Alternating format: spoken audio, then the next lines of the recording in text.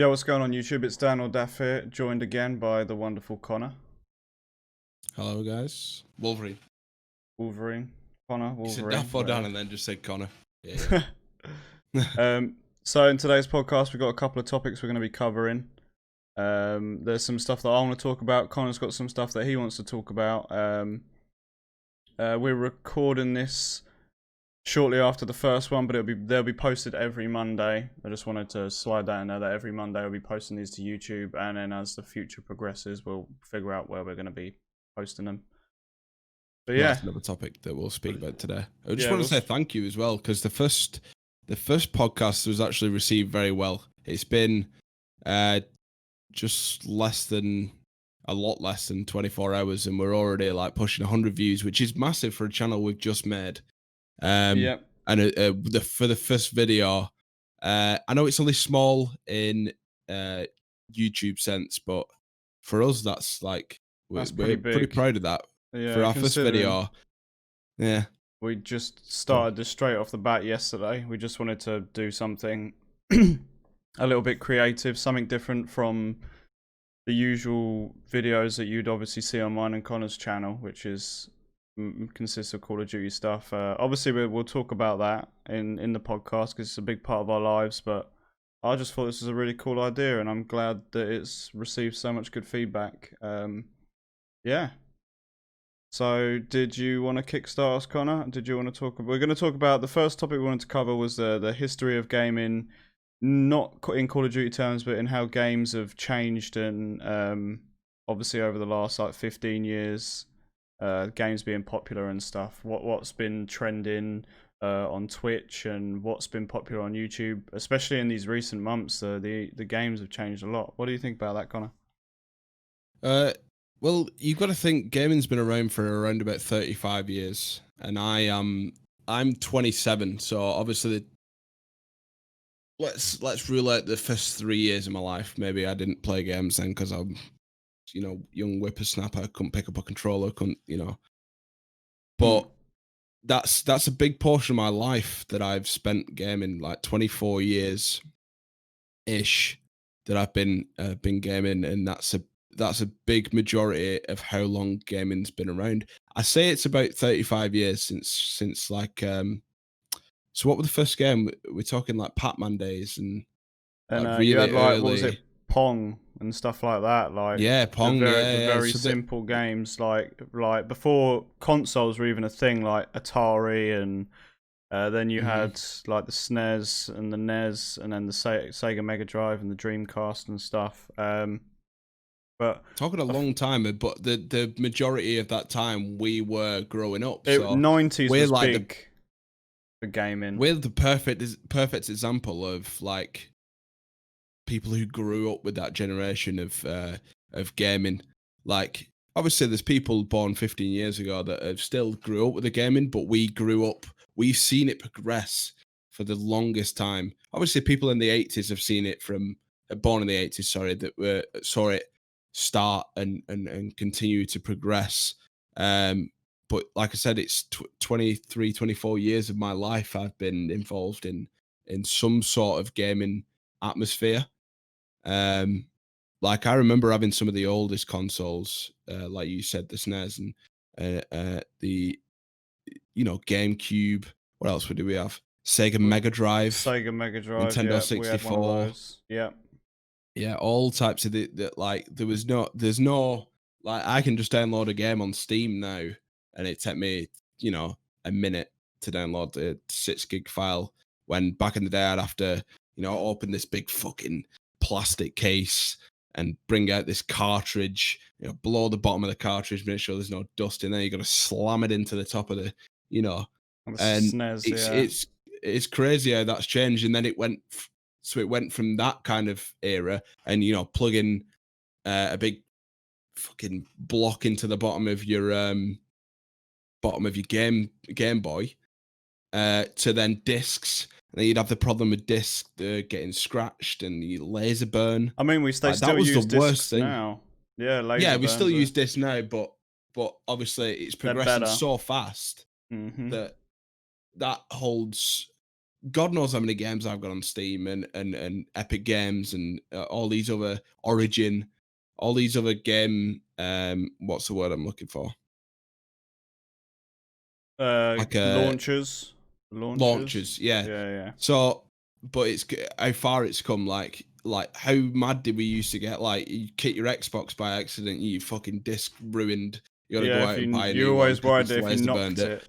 Yeah, you're always worried if you knocked it, you'd end up with laser burnt discs and stuff. I remember those days. Yeah. But so the progression of even like there's so many branches off to this conversation. So obviously there's the cartridges and the discs. That's one thing of so many graphics. You know, graphics getting better, engines themselves getting better, the gameplay feeling better. I think pretty sure one of the first ever games I played was GTA, like the original GTA, overlooking, like you'd just see arms going like this. Yeah, it was a bird's eye view game, wasn't it? Yeah, like you looked at it from the sky. At the time it was like revolutionary. Like you could go out killing people, you could go out stealing cars. Obviously that sounds really bad, but and to watch how that's progressed to now GTA 5 and the mods you can get on like, PC that's insane. to make it so realistic as well. But like, in the past 20 years that's happened. Yeah, like for me, one of my earliest memories of games was, I always bring this up and no one ever seems to remember the game, but it was I believe it was on PS1 and it was called Smash TV, and it was when I think I was 5 or I was 4 or 5. We had a PS1, Tony Hawk's Pro Skater, that was massive. That's just huge. come out and remastered. I know, that was huge when I was crazy. Like 5, 6, 7. It was like 1999, 2000, 2001.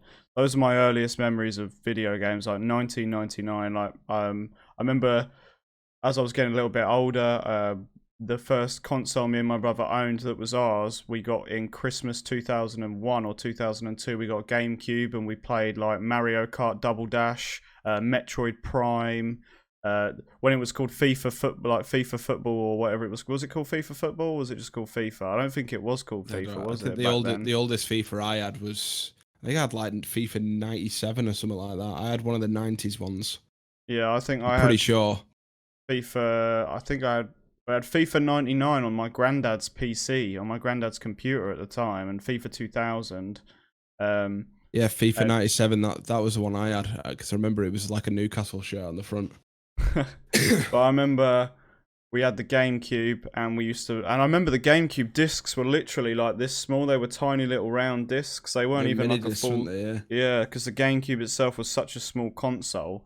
But I remember me and my brother used to play countless hours of split screen games like Medal of Honor. We had Medal of Honor Rising Sun on the GameCube. And this is around the same sort of era as when Call of Duty started to take off. So you had like the Call of Duty, the big red one, I think released in like 2003 or 2002. But unfortunately, it wasn't available for GameCube. It was like a PlayStation and an Xbox only game. So it came out for PS2 in like 2003 or 2002, something like that.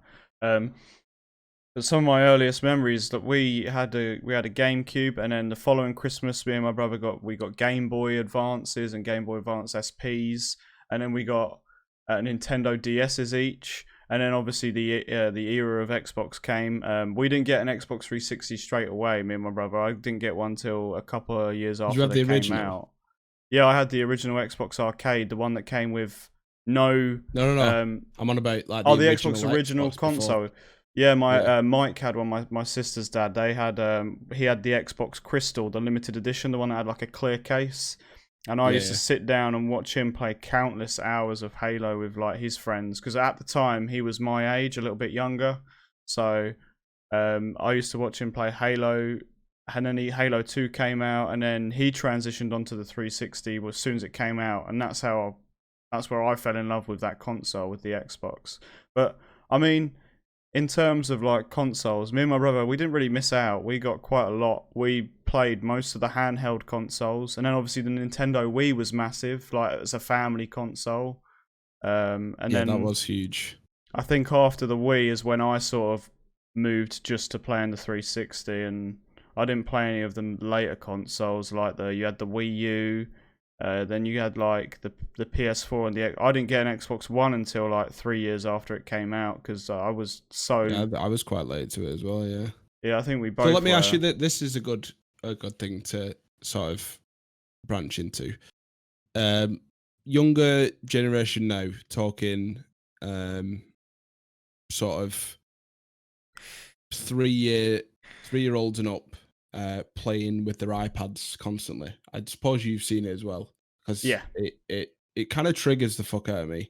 Like, as much as I'm into gaming, having a kid constantly on an iPad or constantly on, it's always an iPad now. They're never on a console.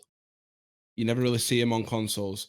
But like, do you think that's what our age saw back then? Like, for us to be playing the SNES and I don't other think things? so. Because obviously the technology back then was so shit. Advanced. Oh, yeah, so but it was advanced for its time, yeah. It was advanced for its time, but when you look back as because we're older now, if you look what we've got now compared to what we had then, yeah, you look back and you say, yeah, those consoles, obviously they were like massive breakthroughs for the gaming world, but when you look back now, you think, wow, what the hell were we playing on? That was like a load of rubbish back then. But then that could lead us into another conversation about like all these 7, 8, 9-year-olds having iPhones and stuff like that, because all the games, so you got apps now that are games which are like, at the touch of, like, at your fingertips basically. And speaking from first-hand experience, like my cousins and stuff, like, who are a lot younger than me, they're a little bit older now, they're in their teens and moving into their 20s, but at the time I used to go, because I used to work with my uncle a lot doing manual labour, I used to stay with them 5 days a week, and I used to watch my 3, 4-year-old cousins playing on an iPad. So I've seen firsthand that, and you take it away from them, it was game over. You would not hear the end of it. They would be screaming. Yeah, that's what I mean. Like, it's such a huge thing, I feel for like the generations now that it's, I don't know, is it ruining it? I don't think it's ruining it, but I definitely say there's some, like, the younger generation are definitely spoiled. 100%, they're definitely spoiled, especially with all that tech. They've been born into it as we grew with it. Yeah. Do you know what I mean? Yeah. So we sort of grew up with all that stuff, and sort of we were getting it, but it was kind of hard to come by. Like, it wasn't like, oh yeah, you'll get a Xbox One as it comes out. Say the new Xbox that's coming out or the new PS5 that's coming out happened back then. We wouldn't have been able to get it instantly. No. There's no way our parents had the money to get that. No, and that went for a lot of people our age. That's like, why I waited. It was a lot more expensive back then, I feel. I feel, yeah, definitely. Like, I wasn't poor, like, growing up, but my mum and my sister's dad didn't have a lot of money. So we would still get, like, the newest console, but we wouldn't get it right away. Say it came out in February, we'd get it for Christmas. So my mum would save up all through the year. No, because it was still an exciting feeling, because it was like a brand new console, so it was still new out. And even if it came out 2 years ago and we got it, we'd still be excited because it was something new. I just think with the technology available and all the different stuff that's out now, obviously you got iPads released every year. So as soon as a new one drops, the generation previous is cheaper. So it's not hard for, like, parents to buy their kids all this tech now, because obviously tech is like, new shit's coming out every single year, which is insane. Whereas back then, what did we have? We had the PS1, and then we had to wait 2 or 3 years, or 4 years, and then you got the PS2. And look, the Xbox original to the Xbox 360 was like 5 years. Like, they didn't feel like they needed to upgrade their console at the time. So, but then you had the Xbox 360. Between the Xbox 360 and the Xbox One was quite a long time. That was almost 8. I think that was like, the Xbox 360 dropped in 2005. I didn't own one myself until 2007 or 8. And then we waited like 5 or 6 years, and then the One dropped. You're right, 2005. Yeah. Yeah, I thought so. Because I remember Xbox One. that was another thing from my childhood. Was I used to get those. 2013. There you go. So that's 8 years. And I remember when the Xbox 360 dropped, because I used to collect there used to be, I don't know if anyone watching the podcast or listening has ever heard of the Master Collection, like comics. You used to pick them up in Tesco's or Asda or any supermarkets. And they used to give you a demo disc for your console on the front. And I had a massive collection of those. And I remember the front cover was like the picture of an Xbox 360. I was about 10 years old at the time. I remember seeing that and thinking, I really want that console. And then a few years later, I decided to purchase one for myself after saving my pocket money and my paper round money and stuff. And I ended up getting one. But yeah, consoles it's just amazing to see. Long way. Yeah, it's amazing to see how far consoles have come. Because I remember having one of my first Game Boys, and I had to go out and buy this sort of like extendable light that would go onto the screen just so I could see it when it went dark. Yeah, like, and how bad is that when you think about it? Yeah, that's the original Game Boy. It was black and white, and you could only play it during the day, sort of thing. Yeah, with the good it was like playing a calculator. Yeah, I remember those days. That's crazy to think of that. And now that's not that long ago. That's 20 years ago. And now you've got not that long.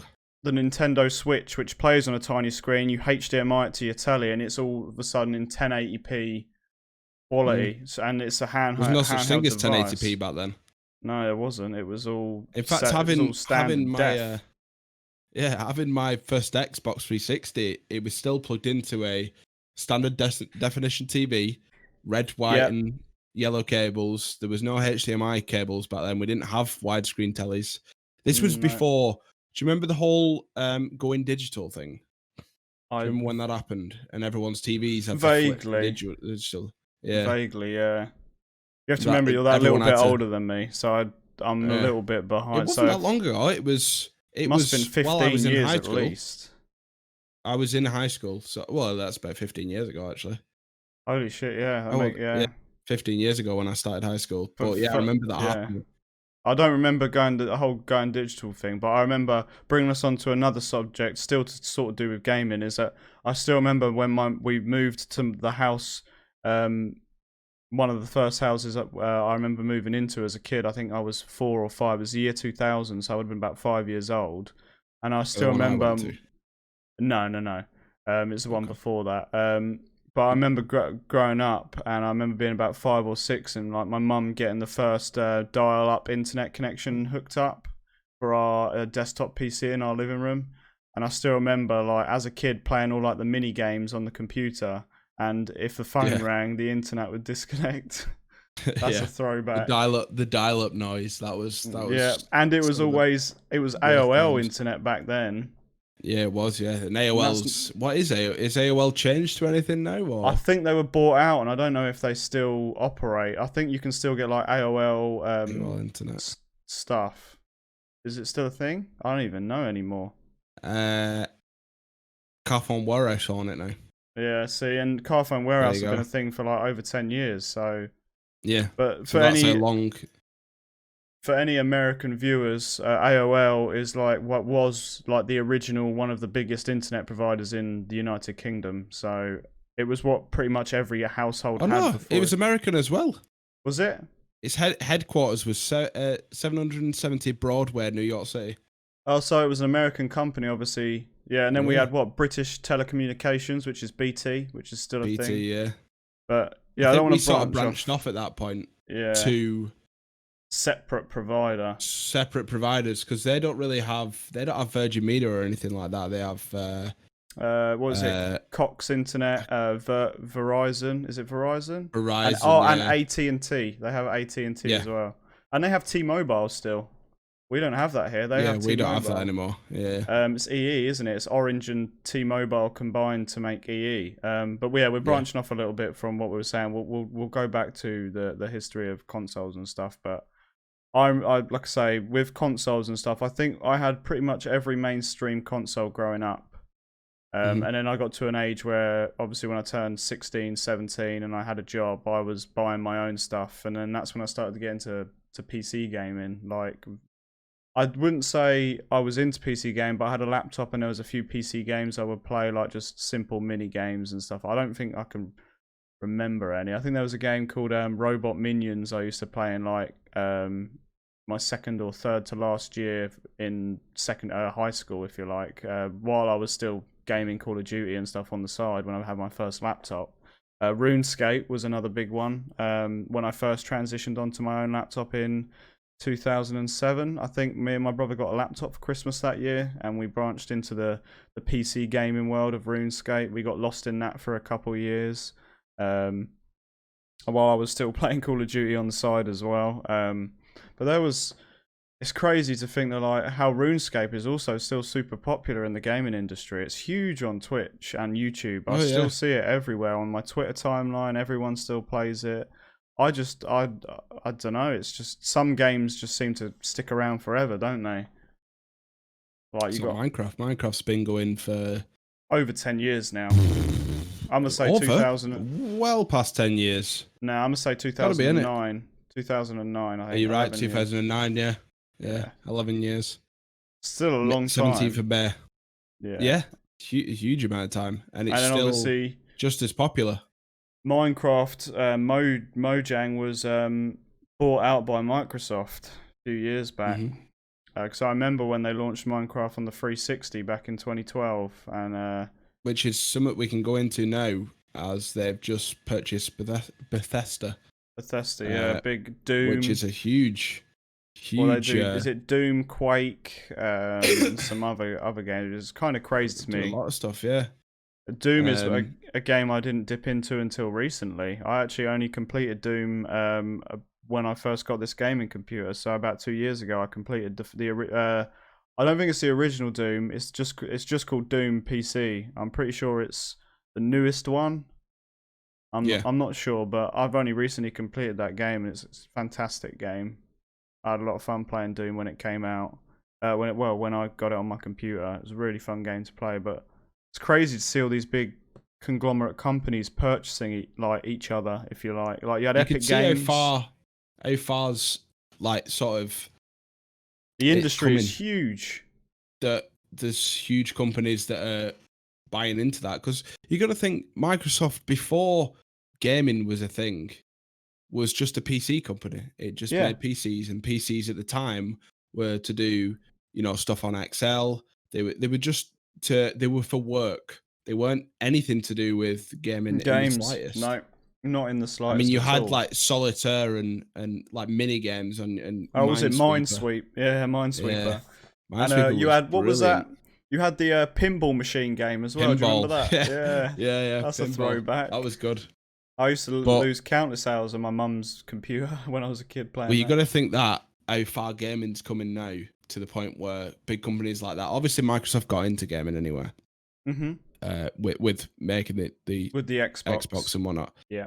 But now they're buying into gaming companies, and there's esports teams being sponsored by companies that would never have been anything to do with gaming.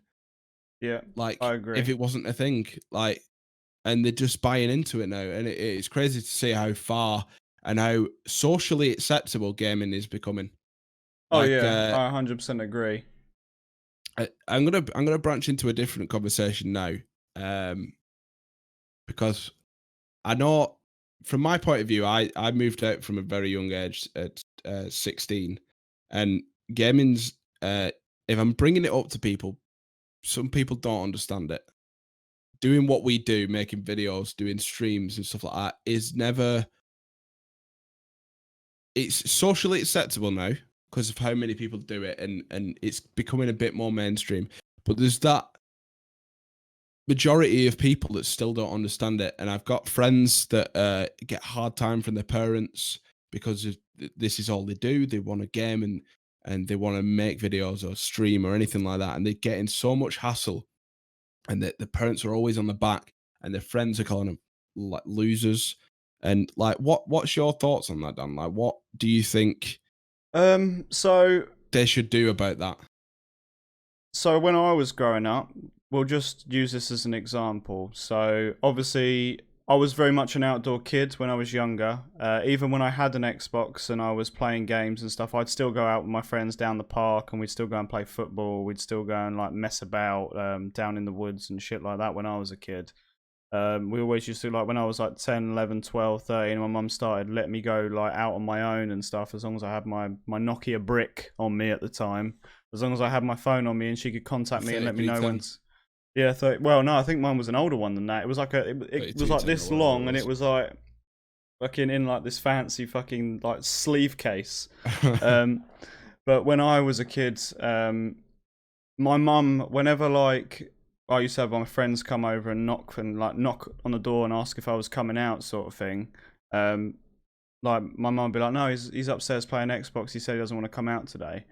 And then as I got older, my mum always told me she's really glad that I stayed indoors most of the time and didn't get into any trouble. So back when I was a kid, the excuse that we used, or the reasons we used, was because it just stopped us from getting into trouble.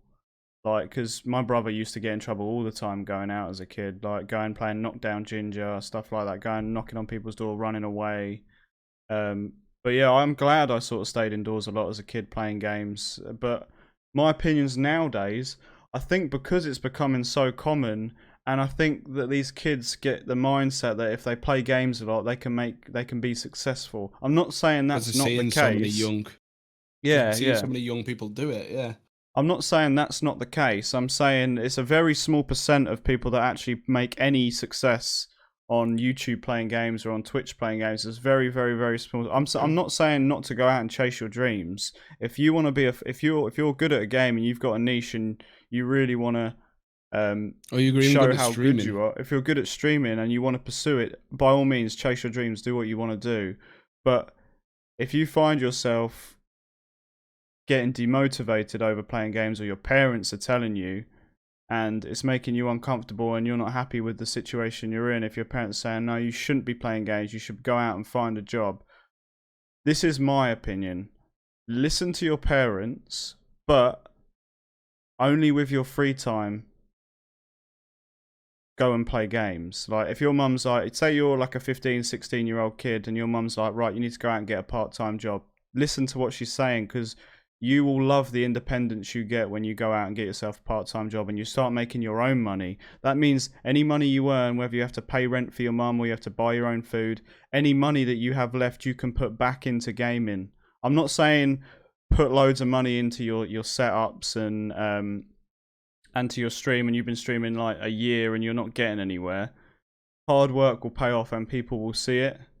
So exactly. If you've got the money to do it, like you've got a little bit on the side and you're like a 15, 16-year-old kid and you want to put some stuff into your stream, like get new overlays, or you want to get the newest game and play that on stream, or you just want to play it and get better at it so you can be professional or so on and so forth, then do it. If it's what you love, do it. But I would still say listen to your parents, because they might have come from a different generation where gaming wasn't big, so some parents don't understand. It's hard to explain it to them.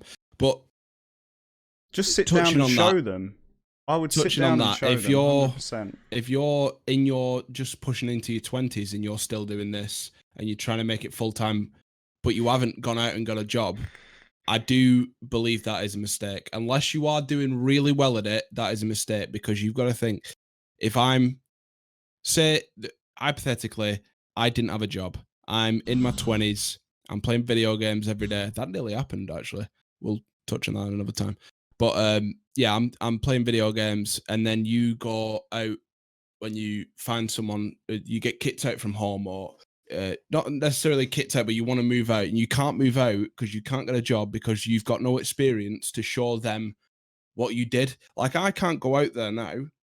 Say if I didn't have a job and this is all I've done for the past, from leaving school, so near 10 years, 11 years. Yeah, say 11 years that I've done this straight from school, and I've been doing this, and I didn't find it successful, but I needed the money, so I went out to try and find a job. I can't go, oh yeah, I play video games and I stream it. I can't put that on my CV. I've got to go out and show the fact that I've worked from being 14 onwards, and I've got experience, gives me the chance to get a job And then if I want to go on, if I jump on Steam now and I see a game I want to get, I'm going to get that game because I've got the financial backing to do so. Oh yeah, 100%. Because I work. Yeah. So I think the generation, because like, I don't know if you saw this, but there was a poll about 2 years ago, and they asked it in a lot of schools, what do you want to be when you grow up? And the majority vote, a lot of people wanted to be a YouTube vlogger. I don't know if you saw that.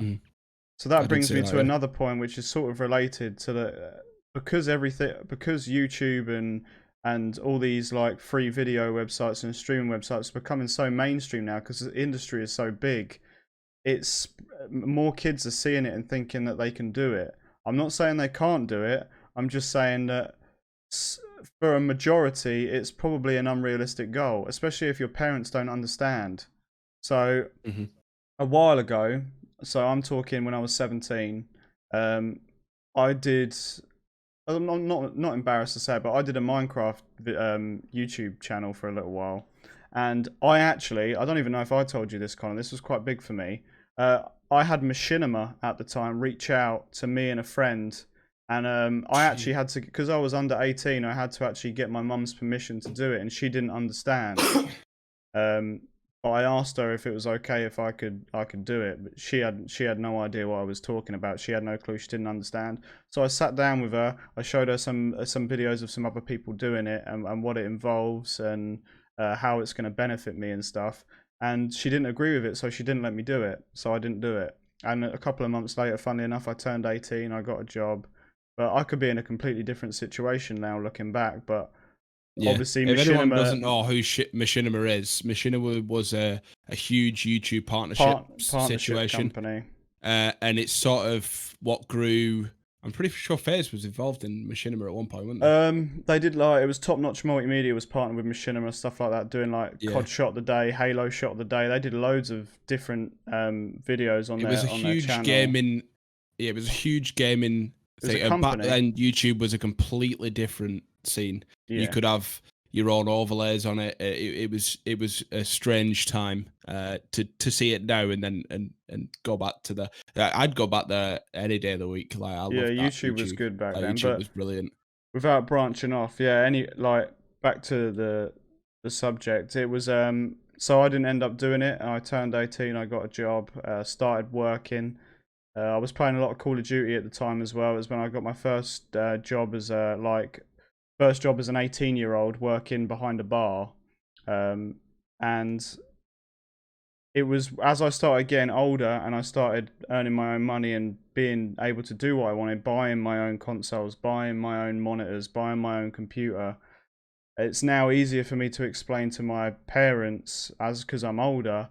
Like, she always asks what I do in my free time, and I just, it's always the same answer. It's, I work, I go to work, I come home, and I stream some games for some of my fans to watch.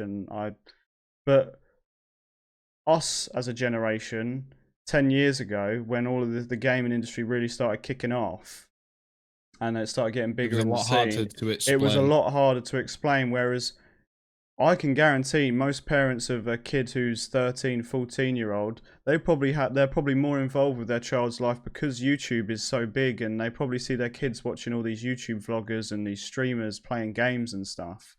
But back then, where it was so small and next to nobody was streaming 10 years ago, you only had like big names like Summit and Shroud. They were just kicking off their streaming careers in like 2011, 12, 13. So it's the beginning of this decade, or the last decade, sorry, should I say. But back when YouTube was still so small, well, it wasn't small, but in the gaming world at least, it was a lot harder for our generation to explain to our parents what we wanted to do when we grew up. Obviously it was so unrealistic back then.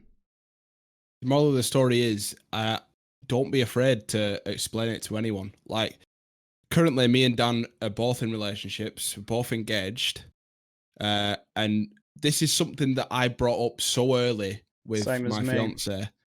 Don't get me wrong, get it out of the way. It's definitely hard to explain to someone who doesn't understand. Conversation, but it felt really good when you tell them, doesn't it? Because it's almost like you're embarrassed of it, but then they're like, "Oh, okay, that's not too bad." Like, it could have been worse. You could have just sat down with them and be like, "I've got a drug addiction."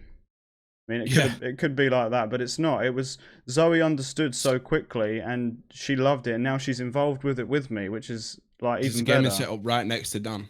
Yeah, obviously my fiance is different. She's not into it. She's not into gaming at all, which I fully understand. But she accepts this. She knows that if we ever move house, I need a room for this. Like this will always be a high priority Same for as me. Zoe. Same as Zoe. And the good thing about it is Sammy sees it as if she's at work and she doesn't know where I am. Like she could be thinking, oh, he's cheating on me because he's not at work, because we work at the same place. I should say that for context. She's probably like, because every girl's the same. They always think, well, I mean, blokes are the same as well. We don't know what's happening with our partners. Are they going out doing stuff? You get a little bit worried. You do, yeah. You do get worried. That's natural in a relationship. Sammy will just go, oh, he's probably gaming. And if she wants to check, which she has every right to do so, pull up my Twitch channel. I'm streaming. If I'm off work, I'm in this room. I don't go anywhere else. And I love it. And the fact that she understands that is, honestly, it's the best feeling in the world. It is. So don't ever be afraid of telling your partner or your parents about it, because that's the message we're trying socially to send. Acceptable. Yeah, the message we're trying to send is just, if you have a passion for something, whether it be gaming, and your parents or your partner or even your children, they don't understand, just sit down and explain it to them. It's not a difficult. The longer you leave it and the more you try to hide it, the worse it will be to explain to the person either you're seeing or your parents, like I say, or your children. So if there's something you really love, just sit down and explain it to them, because they'll understand it a lot more. And like I said, for a lot of parents support their they will support you. They will get behind you 100%. It's only a minority of parents who will not get it if you do not explain it to them. Yeah, my dad thinks I'm a loser. My dad thinks I'm a loser for doing it, but you'd think I care.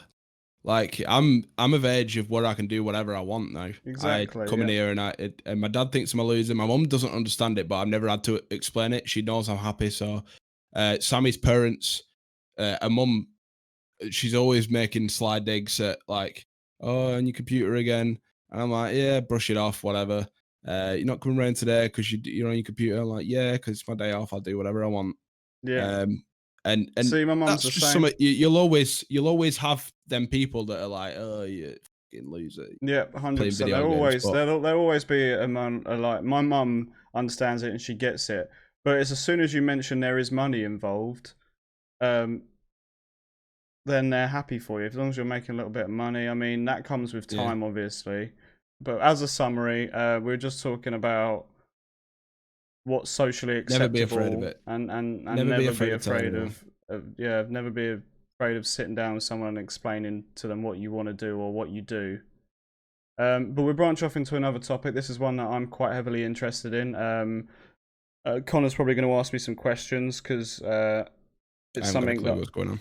Yeah, I'm quite interested in, and I don't know if many viewers. I know there's a lot of people who watched the first one who are into streaming and stuff and making YouTube videos. So this could be a big one for you. So obviously, next month is the launch of the new Ryzen CPUs, so the 4000 series. We've already seen them introduced in laptops. So you got the Ryzen 7 4800U and the Ryzen 7 4700H, which is the laptop gaming CPUs.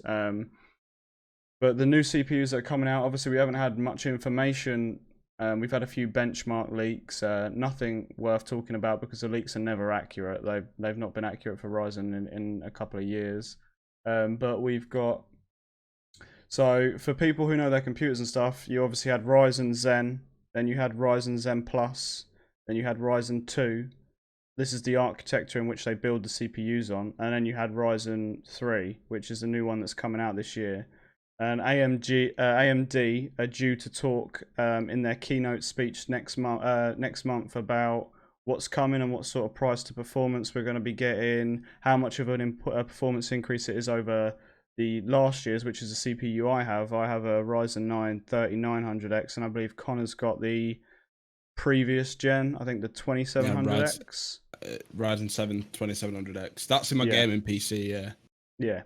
So obviously, I run a 2 PC setup anyway. So yeah, because I run a single PC setup because I've got 12 core CPU that is able to handle the. Obviously, my quality is not as good as a dual PC stream, but yeah, for the information that we've been given is that they're due to speak on October 8th and give more information to their fans and their consumers about what features are going to be coming this year, basically. There's already been estimated leaks that the performance difference between the previous generation and this generation is going to be about 15 to 20% increase in performance. And you know they're going to be cost effective because Ryzen are so fucking cheap.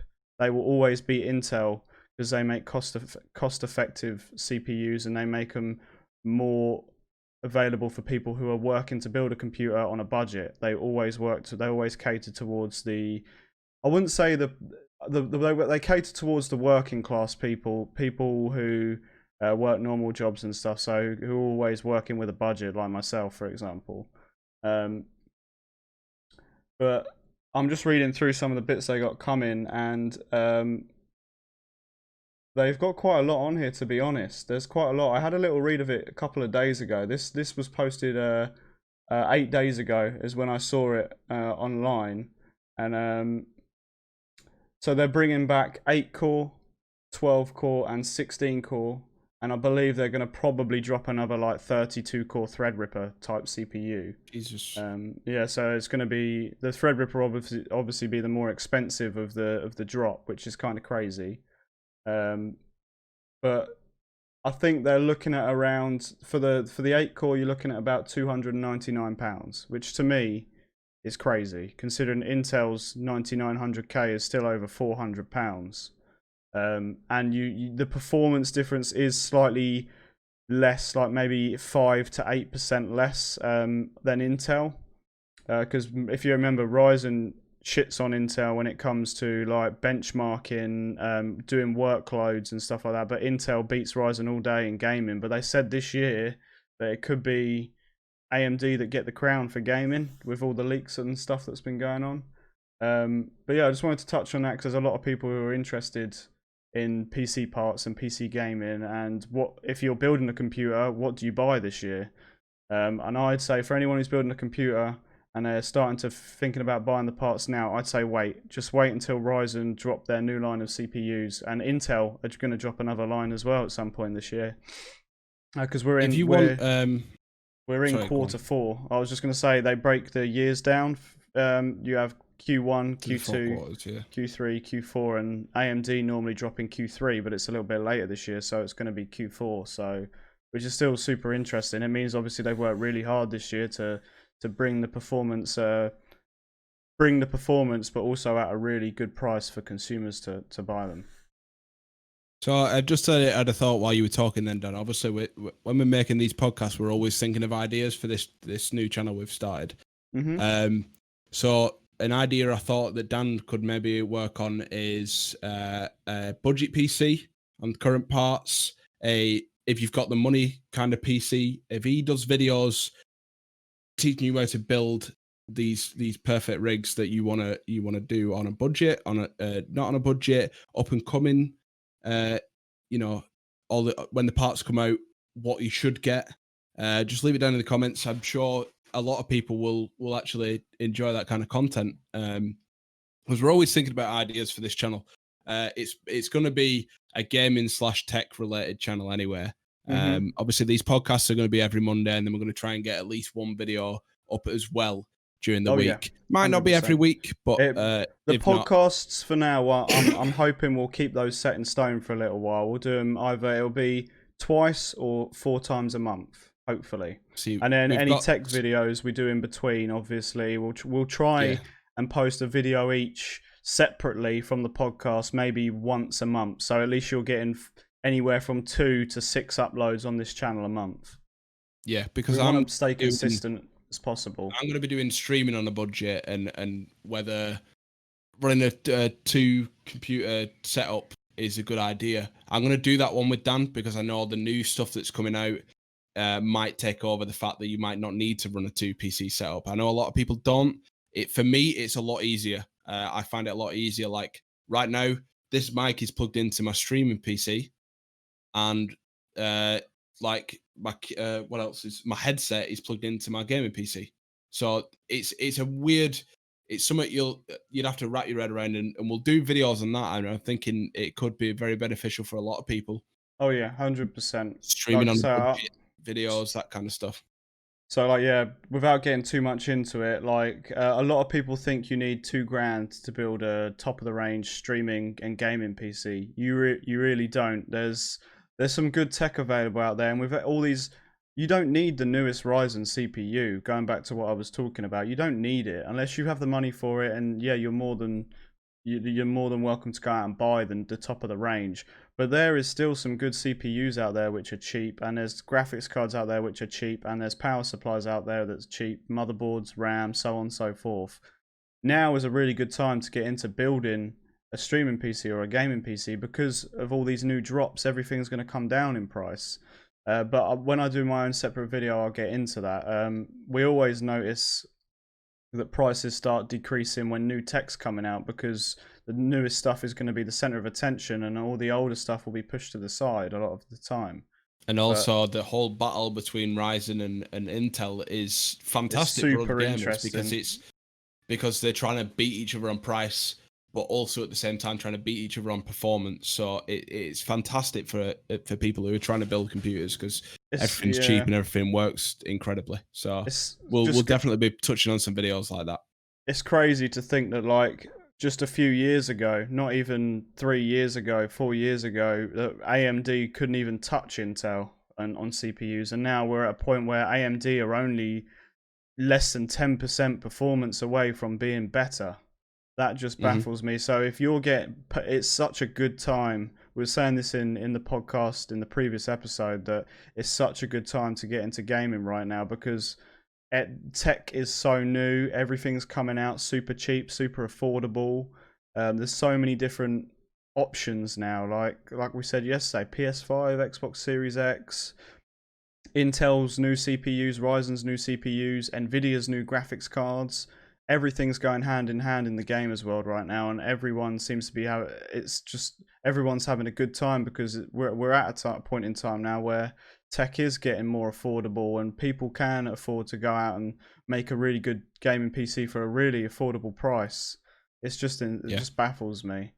I'm gonna also put in the description of this this podcast and the future podcast timestamps of certain subjects of talking about. So if you didn't want to listen to that last section where Dan was talking, if you're not into that, you can skip on to the next part or 100%. Skip on to the part that you want to listen to. I think that's probably a good idea for the podcast. It's a good idea, yeah, because there's a lot of subjects that we'll cover in here that is definitely not going to be for everyone. Obviously, we try and reach out to a broader audience, but we just touch on subjects that we're quite interested in, and we would like to obviously have some comments from you guys asking us some questions and seeing what you guys want to talk about. Yeah.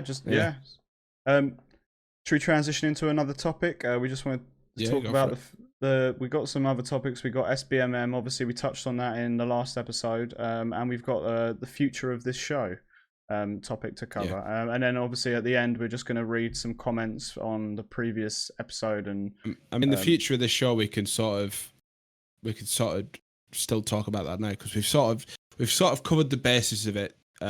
Basically, we're going to be doing separate videos. We're going to be doing videos together. We're going to be doing, like on the last podcast, we talked about you guys sending us your pictures of your setups and what your stream looks like, and then we can sort of like review it, say what we would do different. Obviously, we're not correct. My setup is nowhere near the best Dan's setup. Wire management fucking pisses me off. It triggers the fuck out of me. But I like. Connor knows me. I am a man of simple things, but I do like some aesthetics. I run a very simple setup. I have my gaming monitor, and then I have a portrait monitor. I just have 2 monitors. That's all I need. In my opinion, that's all I need. But yeah, then you take Connor, for example. He has 3 monitors. Obviously, he has a streaming PC as well as a game PC, so there is that aspect of it. And then he has, what else do you have? You have 3 monitors and a TV, don't you? So I've got a main monitor that is the only monitor that's plugged into the gaming PC. And the streaming PC, I've got this monitor that I'm looking at and watching Dan on. I've got a monitor at the top, which is an old TV that's mounted up there that I pull up on. I've got people's streams on at all times, just, you know, supporting people. And then I've got this monitor that I usually just keep, you know, TweetDeck on and all sorts. So, like I said, if we're going to be doing where we review your setups, we're not going to go, oh, you should do this because we're right. That's not the case. It's just our opinion of what you could either improve on. Yeah. You know, not necessarily saying we're right. I could even give you. So I've been giving a lot of people this advice, and it's a video I'll probably touch on or I'll talk about in these reviews. But I have a ring light that cost me less than £20 on Amazon. That's also got a mounted ring light on, so the ring light's here at the top of my monitor, but then this on the same mount is my C920. And I don't know whether you've noticed, mine and Dan's C920s do not look like C920 quality. We've got really good quality for our C920s, which is another video that I can do to explain the settings for C920s to make them look like, you know, we've the SLRs. faffed around with ours a lot over the last few months, definitely, because obviously we want to bring better quality to our streams. We want to give the audience the best experience when watching us. And our qualities on our C920s, I would say, are pretty good. I think we've worked hard to get where we're at in terms of streaming. There's no ghosting. No. They look fantastic. They look really good. And like I said on the last podcast, I turned an iPhone into a webcam that's not even plugged into my computer, but it's still there. You can still see it, which is nuts, basically. So it's all videos that we're going to work on. If you've got any video ideas as well, just stick them down in the comments. We're more than happy to help. Yeah, well, we can, in any sort of way. The more suggestions we get, the more ideas we're going to have, the more beneficial these videos are going to be catered towards our audience. So the more people that want to watch this stuff and the more suggestions you give us, the more chance are we're going to select one of those suggestions and do it, and then you'll come back. So it's about, we want to retain our audience because we're keen on doing this. We want to keep you guys interested. We love just sitting down here chatting. I mean, it's only the second episode that we're recording, and we love it so far. It's already becoming a passion. Me and Dan have been doing YouTube for many years. Usually Call of Duty based, you know, montages, all sorts of cut comms and everything like that. And sort of, we've never been totally well, speaking from my point of view, we've never been totally happy with how our YouTube videos have gone, and we've never had a purpose to it. It's always been montages, and montages are kind of, and I hate to say it because it is a big part of our history, montages don't get the views that they used to. Unless you're already a well-established well-established team and you're a well-established player, it's hard to put out any form of montage or mini-tage or and especially the state of Call of Duty. Call of Duties these days, no one wants to watch them anymore. And it's so sad to say, but it's something that, like, I'm 27 now, Dan's 25. We've got to that age now where we thought, we've sort of sat back, we've watched it all unfold, and we've realized that this is actually a good idea. Like, Dan just came to me one morning, he said I'm going to record a video, and then he goes, well, why don't I do a podcast and you be my co-host type thing? And I'm there like, yeah, I mean, we just talk shit all the time anyway, so why would we not sit in just Discord do it for hours people to listen? Just chatting? So why would we not want to sit down? There's no script to this now. We do a little notes at the start where we will touch on subjects. Yeah, but we'll touch on one subject. We touched on, like, let's say the first subject per se. We touched on that subject. We went off on a tangent talking about what kids are playing these days, like with their iPads and stuff. That wasn't scripted. We just sort of sit here, talk a lot of shit, and sort of hope that you guys are enjoying it, and then give us, you know, inspiration to carry on doing it. And the way we want to do it is, if this starts taking off, because we're really proud of how well that first podcast is done. Like, it's been up for less than 24 hours and it's doing really well. And it's a channel that was made straight off the bat. It was literally made late last night. And we posted. I haven't even got a profile picture put on it. Yeah, that's it. It probably has one now by the time you're watching this. But if it keeps taking off and it does well and people really do enjoy it, because it's something you can listen to on the way to work, it's something you can listen to before you start streaming. Yeah. And if you're enjoying it, we will put the money up to get it put on Spotify, get it put on iTunes, because it costs a little bit of money to do that. But if it's taken off and we're enjoying doing it and you guys are enjoying watching it, we're more than happy to put up the money to do it. Yeah, 100%. I think Spotify and iTunes will be our next move, but we're talking a little bit down the road at the moment. We're just trying to establish a little bit of audience and getting some feedback, and because I love feedback, I love reading comments on videos. I've been doing it since I've been posting videos on YouTube. Even though I haven't got a big following on YouTube, my videos don't scrape as many views as they used to on my personal channel.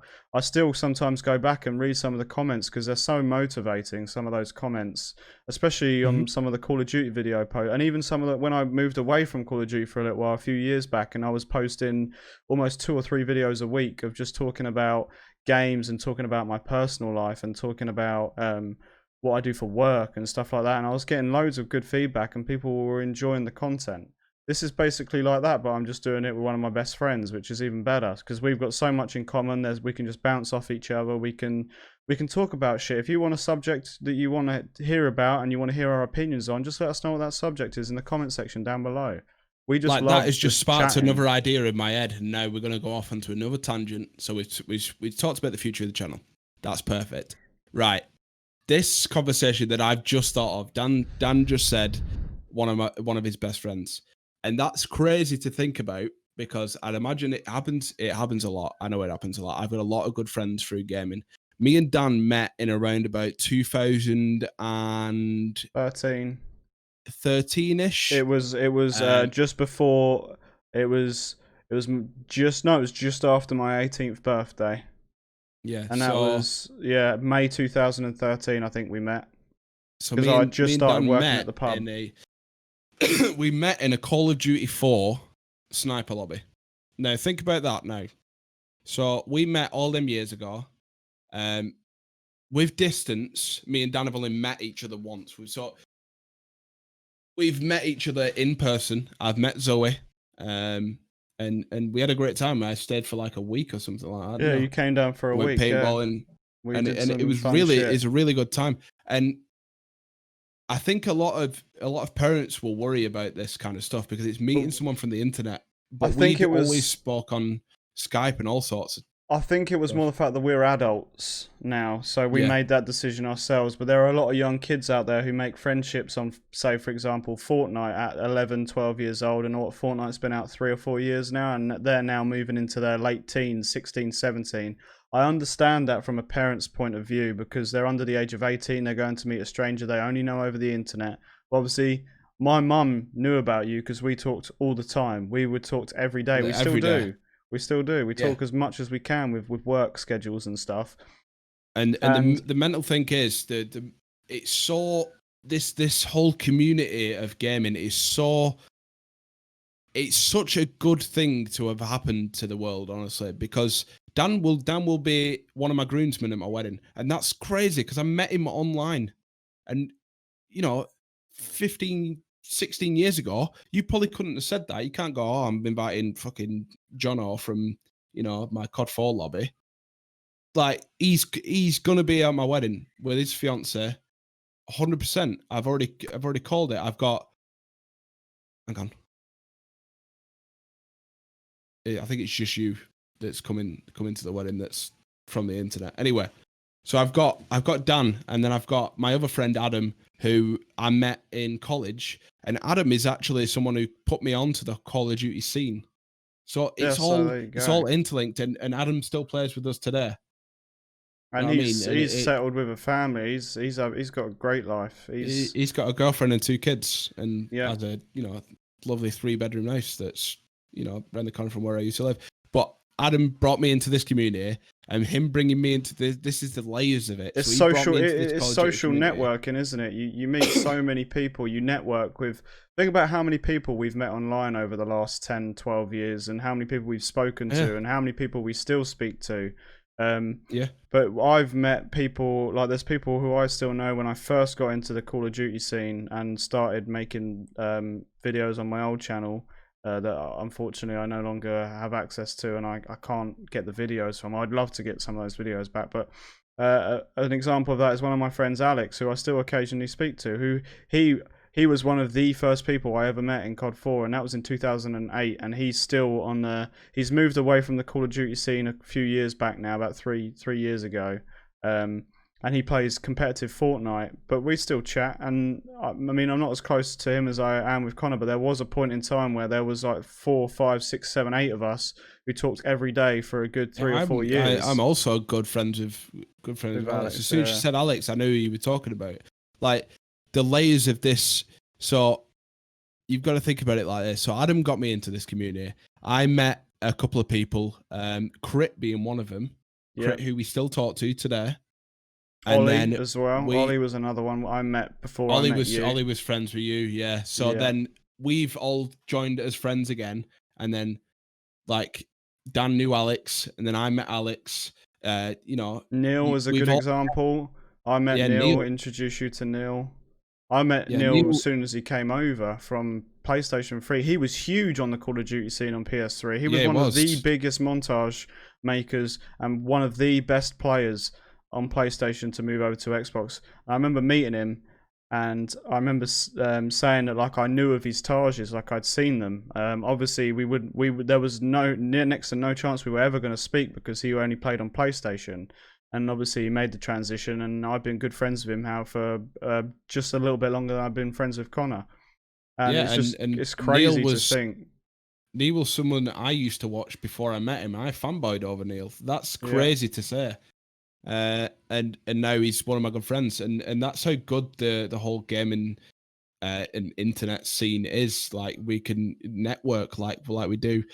We do want to have Neil on the podcast at some point. There's a couple of people 100%.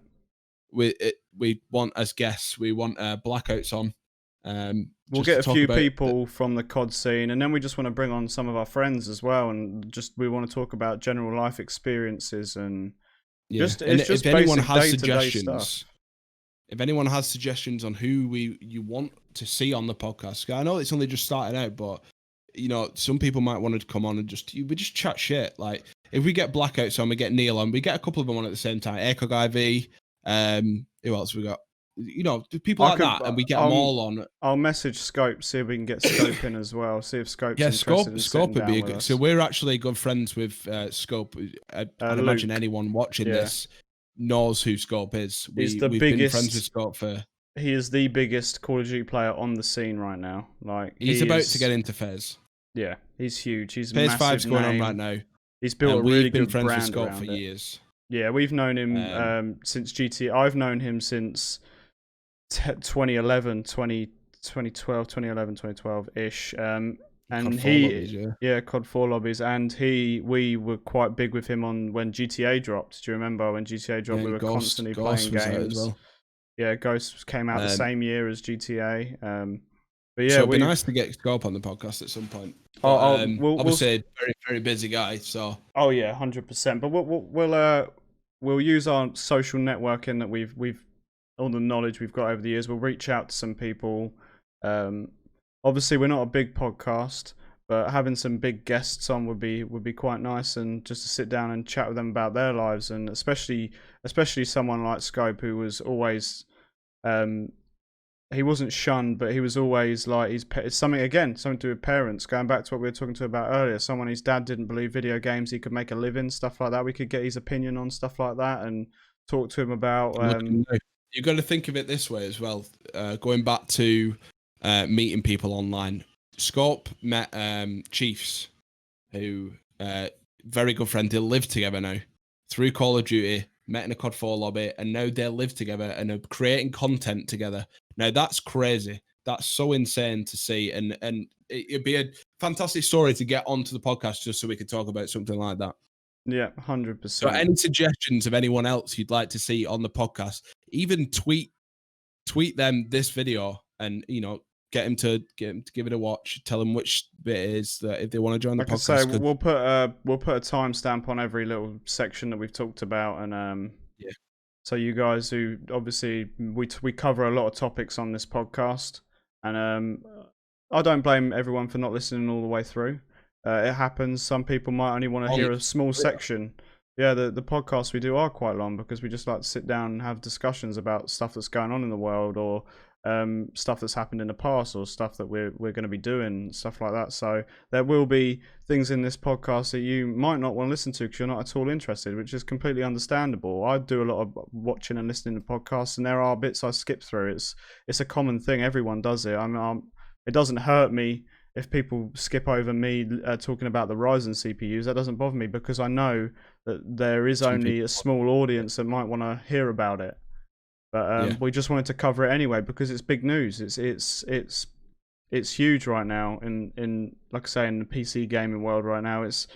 Everything's coming together at the minute. Everything's coming out cheap, affordable, and everybody wants in basically. But there is one more topic that we want to cover, and like I say, pardon?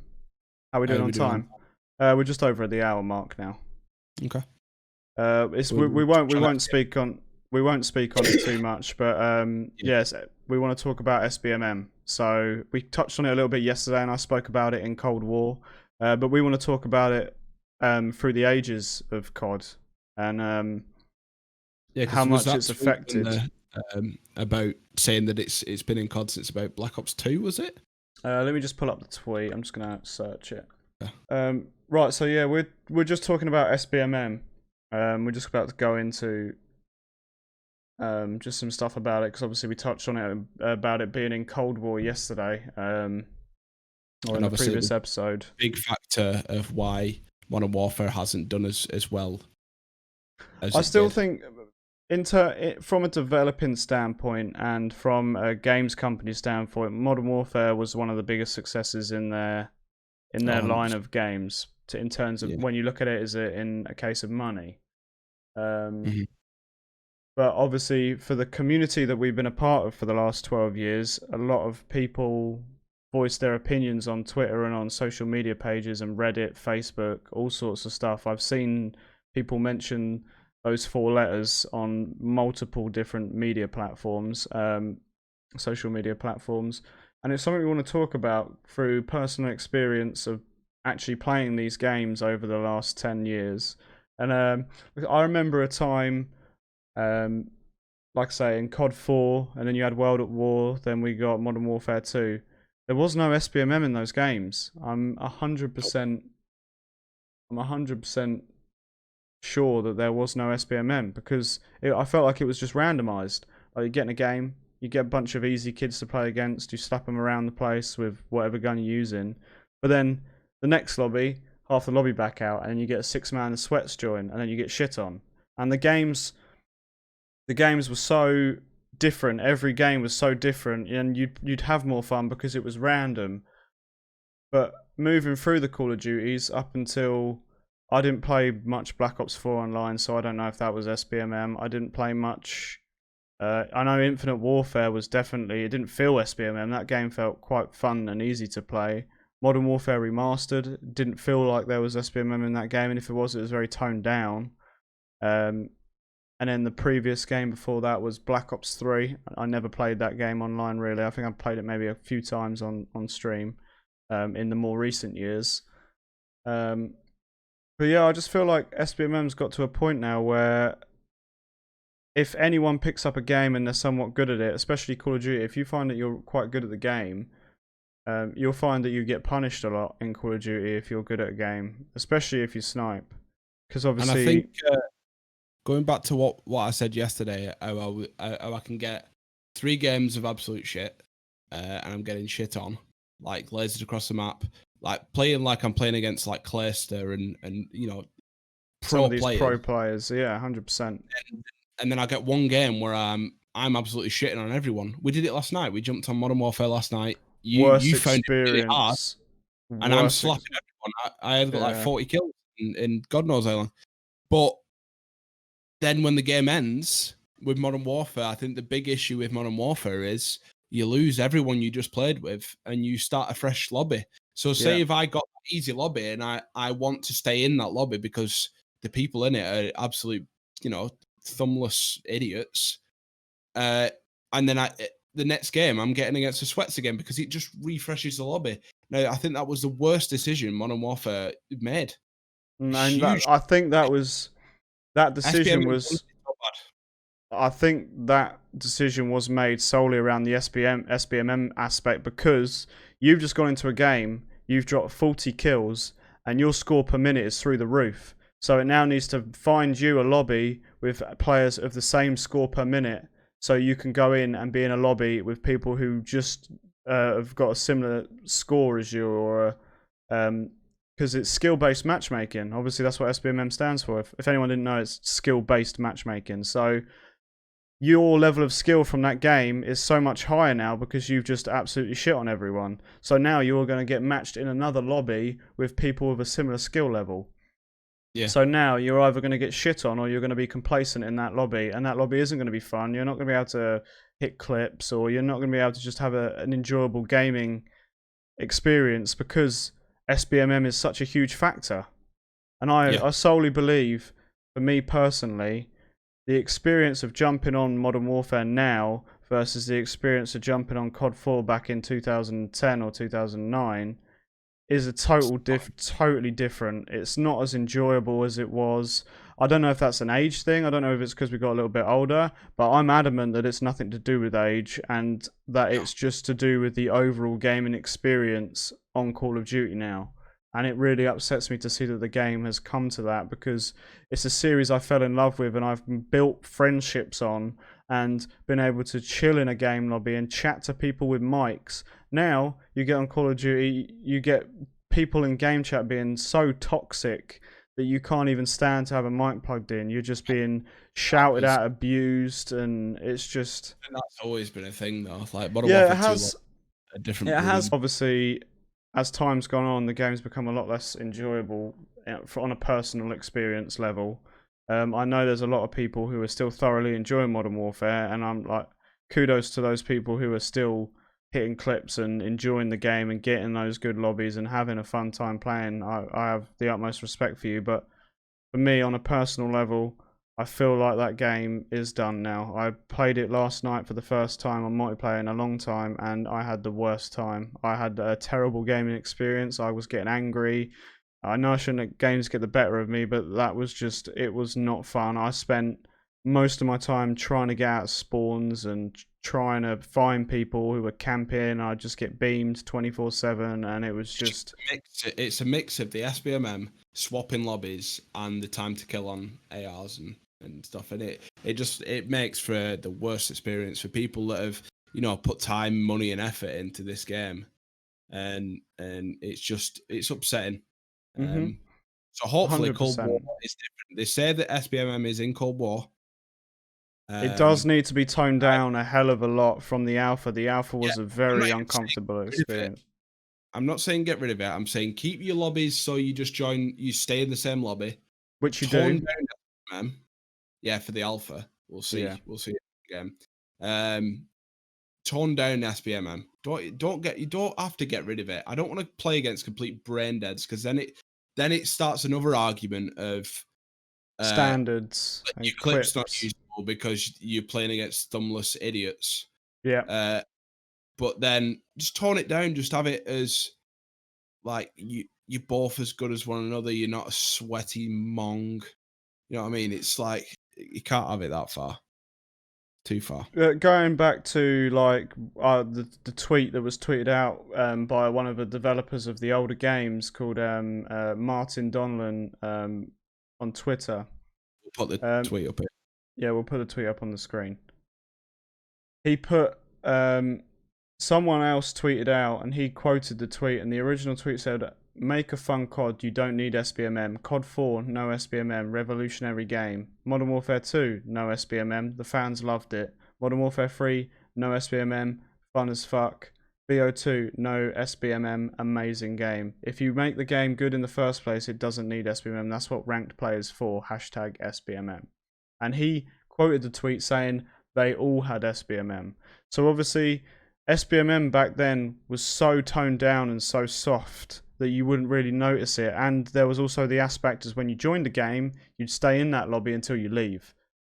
But is that entirely true? Because if he just said that Call of Duty 4 had SBMM, I can believe it. Yeah, but you won't be able to get into a lobby now. You can still get in lobbies, just about. Yeah, on TDM and stuff. That's not SBMM. Otherwise, no one would be able to join a lobby because there's no way. If I jump in a TDM right now, I'm shitting on everyone in there because I know I'm better than everyone in there. Unless there's someone, another sniper or someone. No one's as good as us because we've played it for so long.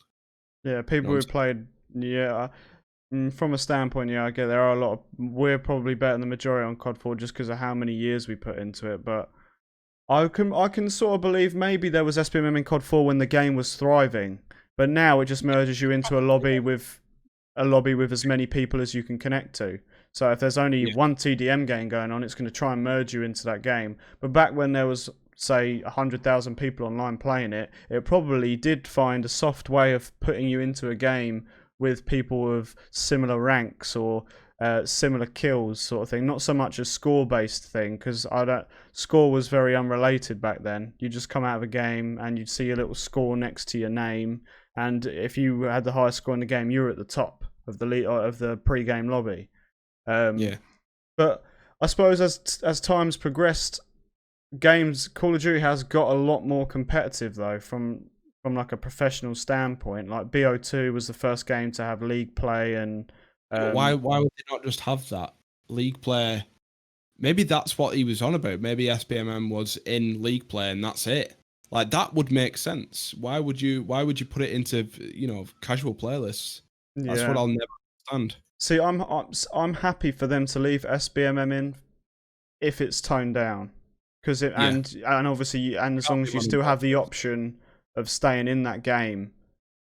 Like, if you don't want to back out and you don't want to get merged with other people, then you stay in that lobby and you carry on playing with those people until they leave, and you have more people connect. And then that's fine by me. I'm happy to do that. That's perfectly acceptable, as long as the SBMM isn't stupidly. If, say, I get one game where I'm top of my team, I drop 40 kills, and someone on their team, like their top killed person, has 10, and I back out and I research and I just get into a lobby with a bunch of people who dropped 50, 60 kills in their previous game, I'm going to get shit on. 100% believe that. There are so many people out there that are way better than me, and I'm not on the skill level that they are on.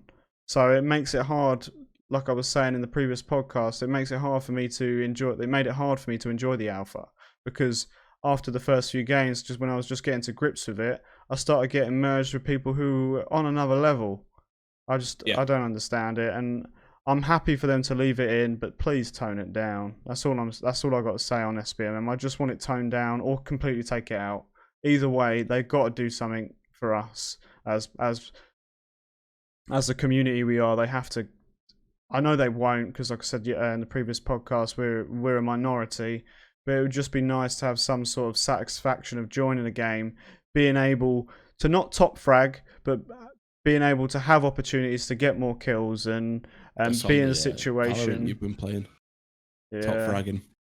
Well, you know what I mean. Getting the top amount of kills and stuff like that. I don't join a game to get as many kills as I can in a sniping standpoint. I join to either get a nice sniping gameplay or get clips, but obviously they don't look at that. That's not in their best interests at all. It's probably maybe a dev has heard it here or there, and they see the sniping community. They know the sniping community exists. They just don't cater towards us because we're a minority. But that's all I have to say on SBMM. If there's anything you want to add in on that, no, that's pretty much it. It's something has to be done. Otherwise, it's gonna keep dying. Yeah, I mean, there's still going to be. You're gonna have on your game is the sweaty bastards that can actually handle it and like that much of a challenge to, Yeah, and I think again, be triumphant. I think that group of people are also a minority. The people that play COD to be the best. I don't think there's so many casual gamers out there.